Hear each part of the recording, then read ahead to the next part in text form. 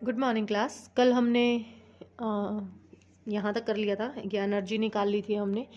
एक last topic हमारा रहता है that is escape speed. Escape speed. अब हमारे पास एस्केप का मतलब क्या है? एस्केप मतलब निकल जाना, यानी कि उस चीज़ से अलग हो जाना। तो अपने पास कोई वो मिनिमम स्पीड जिससे कि हमारे पास बॉडी क्या की जाए, वर्टिकली अपवर्ड प्रोजेक्टेड की जाए from the surface of the earth या किसी और प्लेनेट से, so that it just crosses the gravitational field of that planet और the earth and never return back its own. यानी कि जैसे अपने पास ना तो वो उसके बाहर घूमेगी तो यानी उसके फील्ड में ही है, वो तो सैटेलाइट बन जाएगा, कि हम यहाँ पर इसको वर्टिकली फेंक रहे हैं और एक ऐसी स्पीड से फेंक रहे हैं कि ये इसके फील्ड से क्या हो, बाहर चली जाए, इसके इन्फ्लुएंस से वो हमेशा के लिए क्या हो, बाहर चली जाए। ठीक है, अब मैंने मान लिया कि ये यहाँ p डिस्टेंस पर मान लिया कि इसका डिस्टेंस कितना था, x था। यहाँ q तक गई तो इसने डिस्टेंस ट्रेवल कर लिया dx, और ये कहाँ तक जानी है, इन्फिनिटी पर जाकर अपने पास फील्ड क्या होती है, खत्म होती है। तो ये इन्फिनिटी तक अपने पास जा रही है। अब अगर मैं यहाँ पर फोर्स निकालूँ, क्योंकि वर्क डन निकालना है हमने, वो मिनिमम एनर्जी कह रहे हैं, तो हमें क्या निकालना है, वर्क डन निकालना है। तो F इक्वल्स टू किसके बराबर हो जाएगा, Gmm बाय एक्स स्क्वायर। ये हमारे पास फोर्स आ गई वहाँ पर। ठीक है, वर्क डन निकाल दें, D W equals to F D X. यहाँ से यहाँ तक जब गए तो D W equals to F की वैल्यू क्या है, Gmm by X square into D X. For total amount of work done हम इसको क्या कर देंगे, इंटीग्रेट कर देंगे। अब बॉडी हमारे पास कहाँ से, यहाँ सरफेस ऑफ अर्थ से चली थी, यानी कि रेडियस आर, यहाँ से यहाँ तक का जो डिस्टेंस है वो आर हो गया, और कहाँ तक जाना है हमने, इन्फिनिटी तक जाना है। तो total amount of work done यानी कि डब्ल्यू इक्वल्स टू किसके बराबर हो जाएगा, Gmm हमारे पास कांस्टेंट है, इसका इंटीग्रेशन करेंगे तो क्या ऊपर लेके जाऊँ इसको, -2 + 1 डिवाइडेड बाय -1 बच जाएगा। और लिमिट चेंज हो रही है हमारी कहाँ से कहाँ तक, इन्फिनिटी से आर से इन्फिनिटी तक। अब नाउ पुटिंग द वैल्यूज, तो डब्ल्यू इक्वल्स टू Gmm और माइनस वैल्यू बाहर आ गई, डिवाइडेड बाय क्या हो गया अपने पास यहाँ पर 1/x, और लिमिट चेंज हो रही है आर से इन्फिनिटी तक। Now putting the values, W equals to -Gmm, upper limit कितनी है, 1/∞ -1/r। तो 1/∞ something by infinity equals to 0। तो हमारे पास वैल्यू क्या हो जाएगी यहाँ पर, वैल्यू क्या आ जाएगी अपने पास यहाँ पर, W इक्वल्स टू Gmm/r। ये क्या आ गया अपने पास, वर्क डन आ गया, यानी कि ये हमारे पास क्या आ गई, मिनिमम एनर्जी आ गई। अब अपने पास जब बॉडी क्या कर रही है कि जो काइनेटिक एनर्जी है अपने पास बॉडी की, यानी कि ये सारी की सारी एनर्जी जो है ये किस में कन्वर्ट हो जाएगी, काइनेटिक एनर्जी में कन्वर्ट हो जाएगी, क्योंकि उसके बाद ग्रेविटेशनल पोटेंशियल तो रहेगी नहीं अगर फील्ड से बाहर निकल गई। तो इसको हम नाम दे दें क्या, escape velocity equals to Gmm/r। तो यहाँ से हम वैल्यू निकाल लेंगे, तो VE² इक्वल्स टू, इसको इधर ले जाऊँ, इस m से m कैंसिल हो गया, तो 2Gm/r, और ये इसका क्या हो जाएगा, रूट। अब एक वैल्यू की थी हमने G इक्वल्स टू Gm/r², तो इसको क्या लिख सकते हैं, GR equals to Gm/r, right. तो इस Gm/r की जगह पे क्या लिख सकते हैं, GR लिख सकते हैं। तो V equals to √2GR।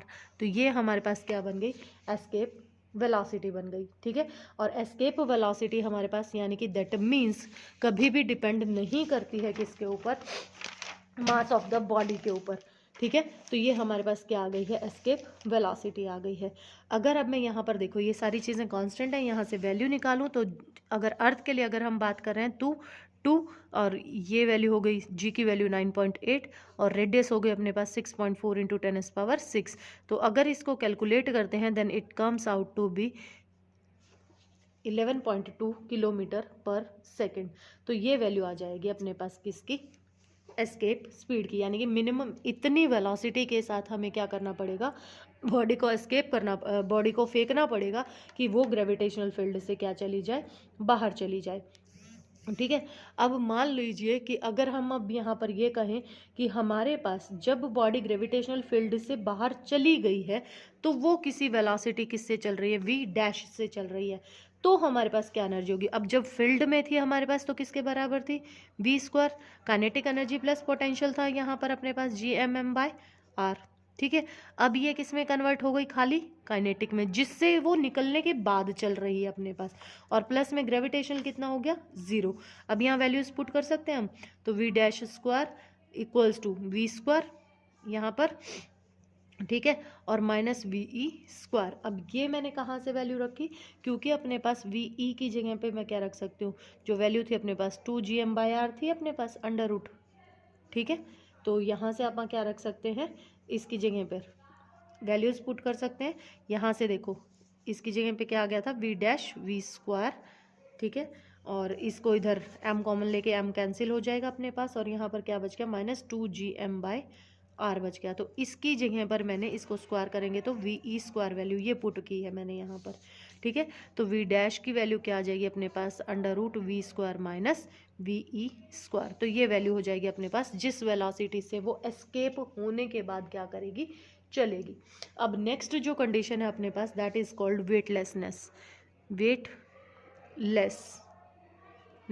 Weightlessness का मतलब क्या है कि यानी कि F इक्वल्स टू mg होता है, और ये किसके बराबर हो जाए, 0 हो जाए। यानी कि अपने पास अब मास कभी भी 0 हो नहीं सकता। अगर कोई बॉडी अपने पास मास कंटेन कर रही है तो दैट मीन्स अपने पास कौन 0 होगा, ग्रेविटी 0 होगी। तो at the centre of the अर्थ हमारे पास ग्रेविटी 0 होती है, ये हम पहले प्रूव कर चुके हैं। और हमारे पास कहाँ पर, जब हम स्पेस में चले जाते हैं तो भी हमारे पास क्या होती है, वेटलेसनेस की कंडीशन होती है, ठीक है। तो वहाँ पर भी अपने पास क्या होगा, जो स्पेस में अगर हम कोई एयरक्राफ्ट वगैरह में है तो वहाँ पर भी ग्रेविटी क्या होगी, 0 होगी।